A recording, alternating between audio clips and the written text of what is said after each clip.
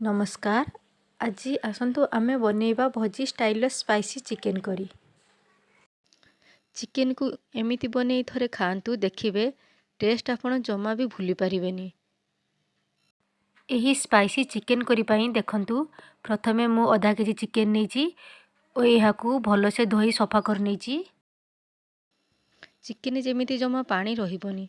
एबे एथिरे आमे किछि हळदी गुंड, किछि लूण, किछि दही, किछि पियाज ओ अल्प किछि सोरिष तेल देई भलो से गळी नबा।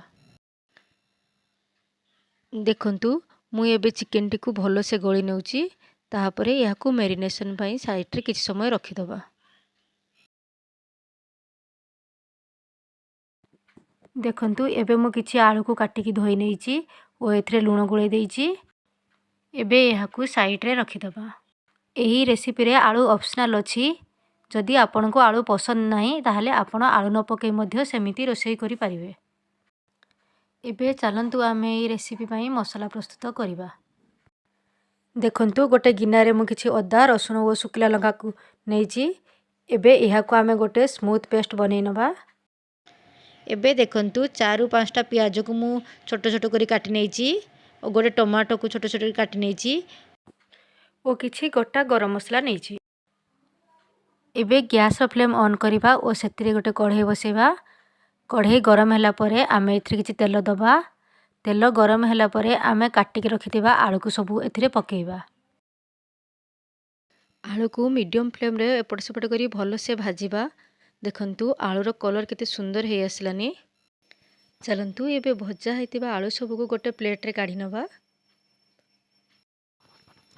एबे सेही तेल रे आमे किछि गोटा गरम मसला पकेइबा। मसला टिके भाजी हे गला परे आमे काटि के रखिथिबा पियाज सब को एथिरे पकेइबा। एबे पियाज स्मूथ होवा पई एथिरे किछि लूण पकेइबा। लूण पकेइला परे पियाज टिको भलो से एपट सेपट गोली नबा ओ किछि समय भाजीबा पई छाडी दबा।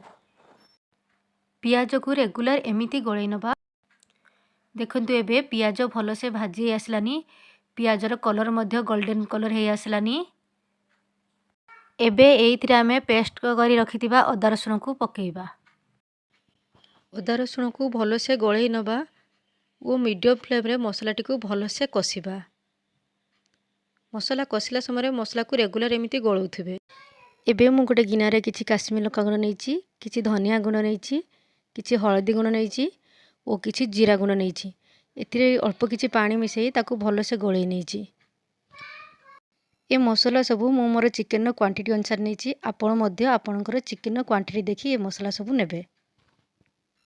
एबे ई पेस्ट को साइड रे रखि दबा। देखंतु एबे अदा रसुण सब कसी आसलानी। एथिरु तेल भारिया मध्य स्टार्ट हेलानी। एबे एइथिरे गिना रे गोळेई रखिथिबा मसला सब को पकेइबा ओ ताकू भलो से गोळेई नबा। मसला सब को मीडियम आंच रे टिके बेसी समय गळीबे ओ रेगुलर गोळौथिबे जेमिति मसला तळे लागि न जाए। देखंतु मसला सब एमिति किछि समय कसिला परे एथिरे केमिति तेल भारी आसलानी। एबे एइथिरे आमे काटि के रखिथिबा टमाटो सब को पकेइबा। टमाटो सब को भलो से गळी नबा।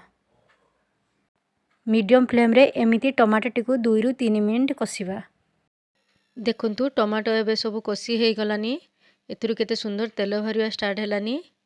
एबे एइथिरे आमे गोटे चम्मच चिकेन मसला पकेइबा ओ ताकू भलो से गळेई नबा। एबे चिकेन करी पई हमर मसला प्रस्तुत हे गला। चलंतु एबे आमे मैरिनेशन कर रखिथिबा चिकेन सब को एथिरे पकेइबा। तापरे एहाकू भलो से गळेई नबा। देखंतु चिकेन सब को एमिति भलो से गळेई नबा। एमिति गोटे रु 2 मिनिट गळेला परे गैस रो फ्लेम को हाई करिबा। एमिति हाई फ्लेम रे चिकेन नु पानी भाला जाए आमे चिकेन को कसिबा। देखंतु एबे एथिरु अल्प पानी भारिबा स्टार्ट हेलानी। एमिति करी चिकेन को अल्प समय कसी नबा। तापरे गैस रो फ्लेम को मीडियम करी एहाकू कवर कर नबा। एबे कवर खोली देखिबा। देखंतु चिकेन केमिति तेल भारी आसलानी। एबे एइथिरे आमे काटि के रखिथिबा आलू सब को पकेइबा ओ ताकू भलो से गोळेई नबा। देखंतु मु केमिति गोळेई नेइची यहाँ कषिया छाड़ीदबा। पुणी 2 मिनिट पर काटी देखा देखु चिकेन केमिति पानी सब बाहरुची। एमिति बारंबार गोले नेबे। एमिति करी चिकेन टी को 10 रु 15 मिनिट भल से पूरा कषिबे। एमिति चिकेन रो सब पानी मरी जिवो और चिकेन टी भल से सिझी जिवो। एबे देखंतु चिकेन सब पानी मरी आसलानी और एथुर तेल बाहरिया स्टार्ट हेलानी। एबे चिकेन भी मध्य सिझी जाइथिबो। एबे आमे गरम कर रखिथिबा किछि पानी को एथिरे पकेइबा और याको भल से गळे नबा। भल से गळे नेला परे मीडियम फ्लेम रे एहाकू 5 रु 10 मिनिट फुटिया पई छाड़ीदबा। देखंतु तरकारी एबे हेई आसलानी। एबे गैस रो फ्लेम को स्लो कर दबा। तापरे एथिरे किछि गरम मसला पकेइबा। गरम मसला पकेला परे याको भल से गळे नबा। तापरे गैस टी को सिम कर दबा और याको गैस रे सेमिति 1 रु 2 मिनिट बसिबा। तापरे गैस रो फ्लेम को बंद कर दबा।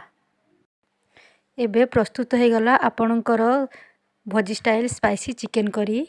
आसंतु याको एबे आमे गरमा गरम भात सहित सर्व करनबा।